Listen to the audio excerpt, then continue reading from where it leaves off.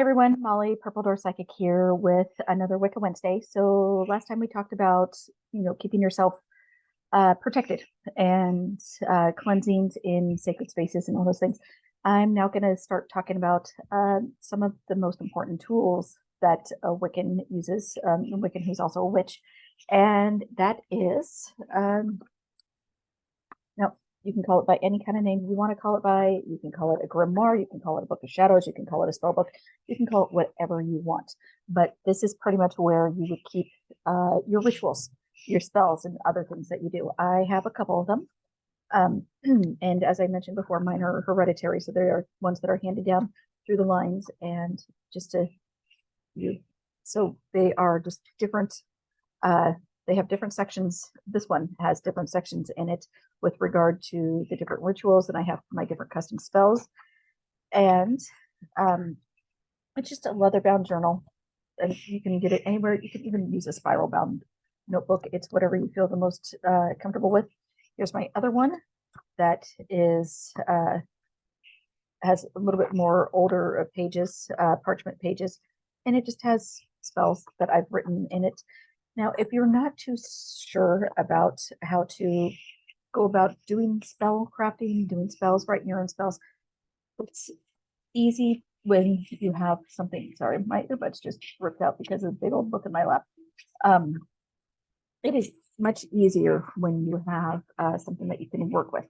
So one of the books that I recommend is The Craft Companion, and it has different spells in it already, but it also has places where you can do your own spell work.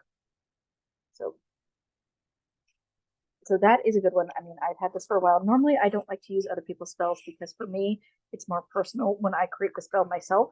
But having something like this, especially for new people to the craft, it can definitely really, really help. This one is another one that is really, really great for you if you are just getting into it, is To Write a Silver Broomstick. This is an absolutely fantastic book for beginners, for those who are new to Wicca, for those who might be older to Wicca, but they might just, want to try something new. And then for those of you who, like me, was a solitary practitioner for years and years and years before having a coven and forming a coven, this one right here, The Solitary Witch.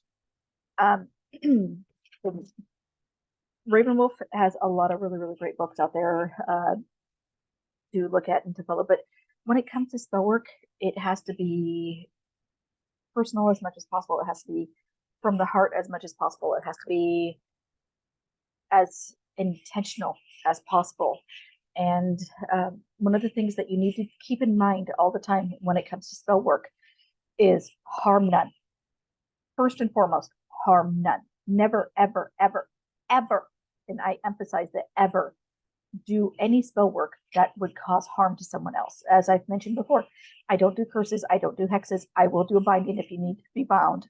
Trust me, done a few recently, and you know who you are. But just say you do not want to bring that kind of energy onto you, because as Wiccans, we believe in harm none, do as you will, but mind the rule of three.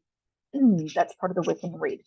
And with that being said, we don't do any magic that's going to harm anybody. We don't do any kind of magic whatsoever that will be the kind of magic that will cause somebody any physical harm, mental harm, emotional harm, anything else like that, because that is black magic, that is negative magic.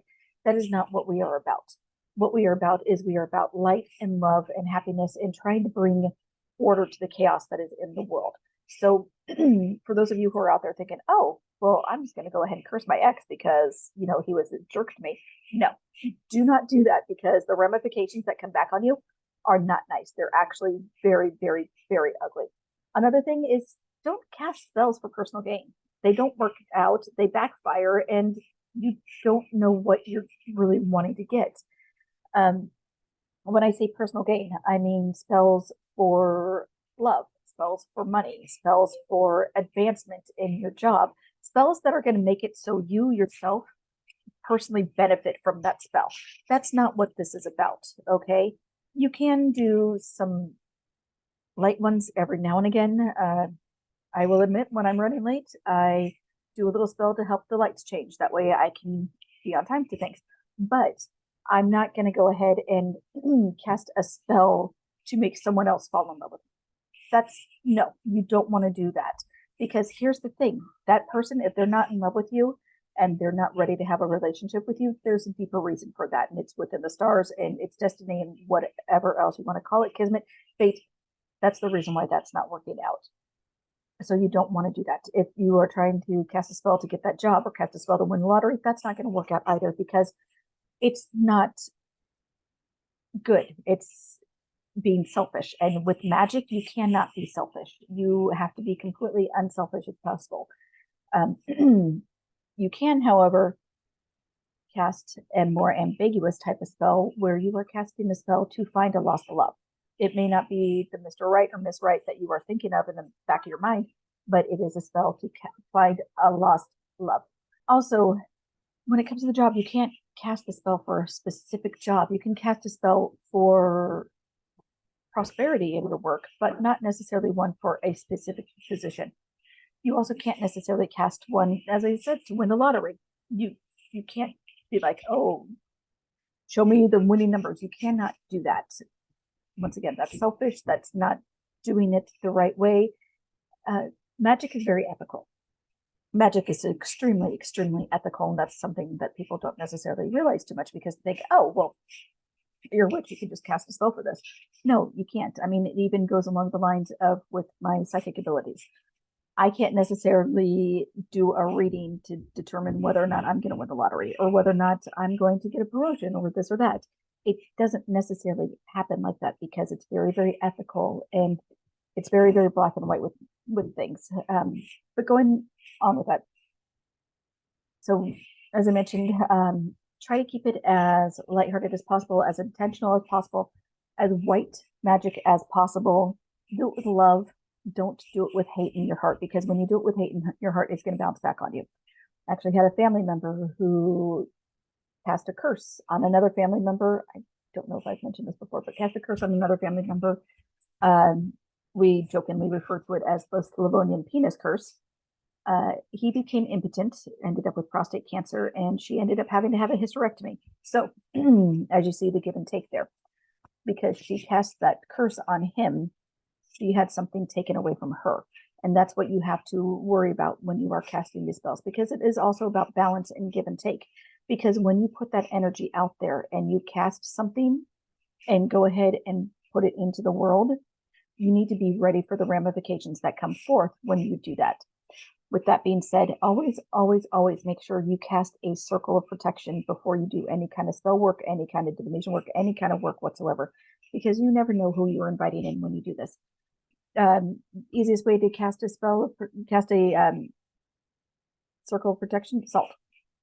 Easiest thing in the world. Keep some Morton salt on you or any other kind of salt on you in the big can, 3 times around in a circle, asking to make sure that your circle is free and clear of any negative thoughts or any negative actions, that it is a place of love and light and everything is being done with a genuine purpose. And then you will be protected as you are doing said spell work. But also, with that being said, when you close your circle, you also need to close it the same way, thanking the god or goddess for helping you with your spell work and making sure that you are being protected and being safe until the next time that you have to open up your circle. So with that being said, that's a little bit about spell work. If you have any requests about anything else, just let me know. If you ever need to reach out to me, purpledoorpsychic@gmail.com. I hope you have a wonderful rest of your week, and I look forward to seeing you.